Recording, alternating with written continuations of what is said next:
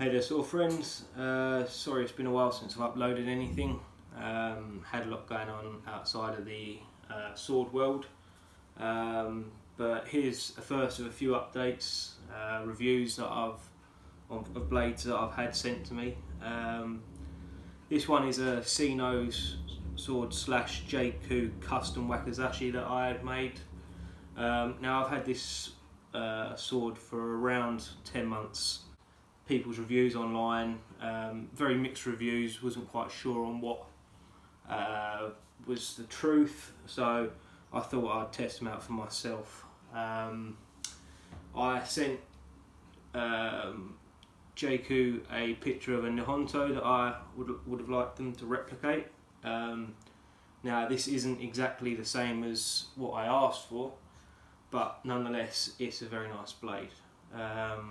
It's Orishigane, so they're homemade steel, Sanmai construction with a T10 inlay. A few specs on the sword. The Nagasa, so from the Mumachi to the tip of the Kasaki, is 37 centimeters. The Nakago, I wanted to keep the Tsuka fairly short. That was 12 centimeters, so that comes to around here, which is how it should be. I asked for the top polish that they could supply. I'm not going to try and pronounce it. I asked for the smith to sign under the Tsuka.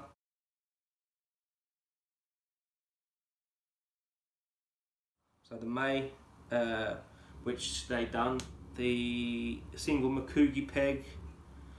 Now the photo I sent to Jkoo was of a Wakizashi with Koshisori quite far back, almost near the Habaki, so the Tsuka should have come further down. I don't know if you can quite see it.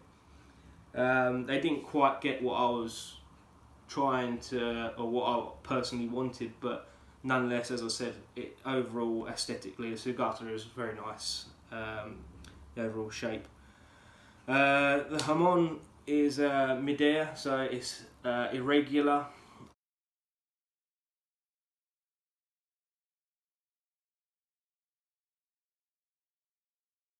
There is obviously no Kisaki because this is Hirazakuri.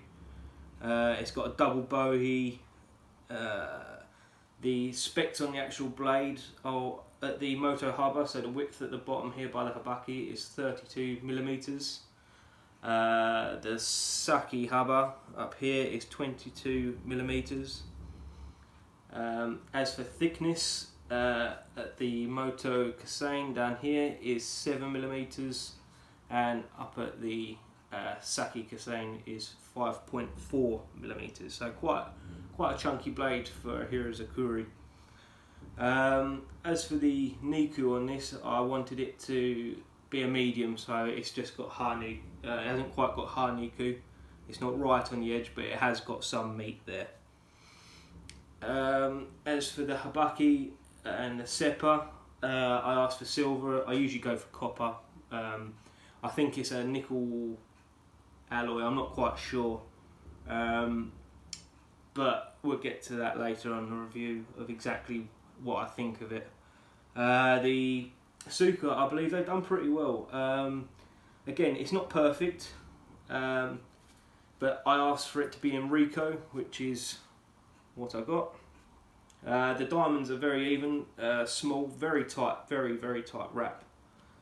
The Manuki, I left up to them. I wasn't too fussed on the Manuki. The Fuchi and Kashira, they're cast, again alloy I believe, but there's a slight ridge on the Fuchi back, on the Kashira back here, and a slight ridge on the Fuchi there. It has got Hishigami, the little paper wedges, so it is very tight. One gripe that I have is, I don't know if you can see, but in there you can see the wood pot Tsuka. The ray skin doesn't go under the Fuchi or even flush to it.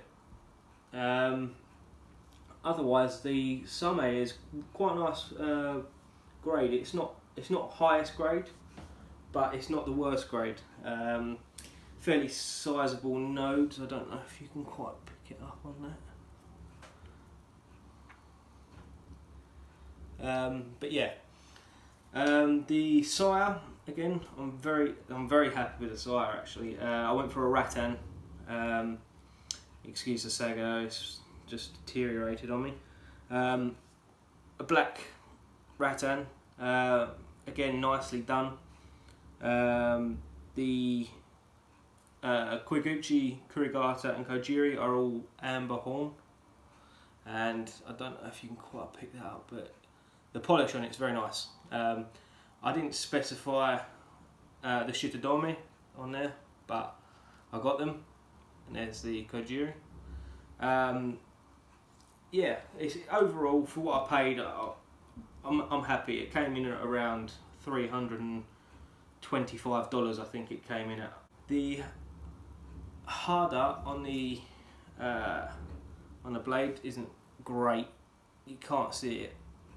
The polish I'm not quite happy with either. I paid for top end polish and it's not top end. It's just your bog standard, slightly etched polish. But the bohea, they don't terminate in the same position on the bottom one. This side's slightly shorter. My initial thoughts when I got it though was it was quite a good build quality. I then stripped it down to see the May, and the habaki has movement. I don't know if you can quite see that, but it's quite a bit as well. So it leaves the edge there and there at the mumachi.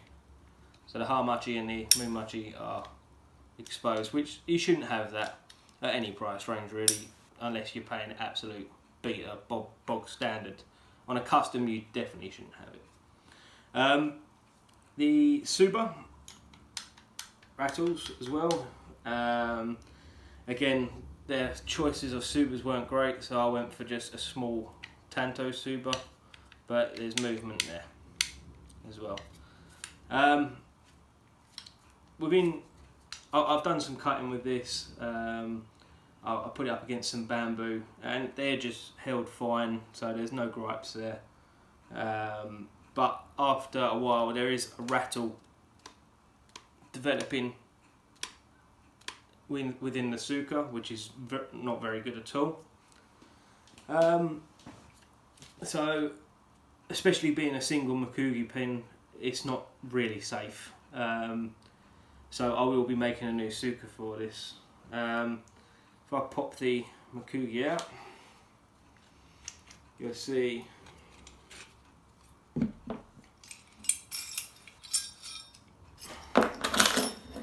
the May down there. The other thing is there's no firework on the tang. There's grind marks where they overheated the steel. The overall finish, I mean, if you can see the end of that, the cargo is a bit shoddy. Nothing on the other side.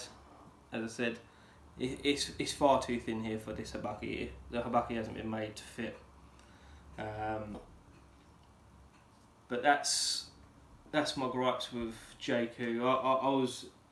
I had obviously some preconception of exactly what I was getting for my money. It's a low budget sword, it really is. What I do want to say is the pluses on this, the sire has no rattle at all. The blade sits in there nice and snug, there's no rubbing. But the one big thing I saw after a while, and I thought it was just my eyes, is there's actually an inclusion. And it runs just along here where the high carbon meets the Orishigane, the homemade steel. I'm not sure if you're going to pick that up. Again, I'll get some photos of it. But that shouldn't pass. That's a big no-no, because if you get rust developing there, it's going to cause a bigger delamination, and that's not what you want on your swords. it's hard enough keeping the upkeep of swords, having to oil and maintain them. That's not something, especially on a brand new sword, that you shouldn't have that. But it's fair to say I won't be ordering from Sinosword Jkoo again. I've tried quite a few eBay vendors, if you like, the Chinese ones. I've had Ryan swords in the past. Luckily I wasn't bitten by them, but again I wouldn't buy from them purely because of the horror stories you hear about them. The same goes for ST Nihonto. Now I've had a ST Nihonto, all blades that I order are custom apart from one, which was my very first Ryan swords, and I bit the bullet on that. I didn't really know what I was going for, but that's another story. That's for another video. This sword, after I redo the Suka, I think I'll be happier with it. Again, I won't be putting it up for much cutting, purely because of that D-lam, which is a shame because it's a lovely sword, like overall, to cut with. Obviously here is Zakuri, very easy to cut with. I've cut bamboo up to 1 inch with it, green, and it had no problems with that. But yeah, it's a shame really, because obviously I'm very, just from personal experience, I'm biased towards Harway,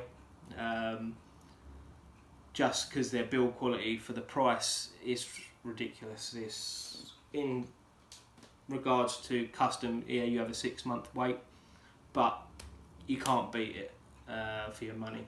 You get a good product, reliable. The fit and finish is much better than this, which again is a shame.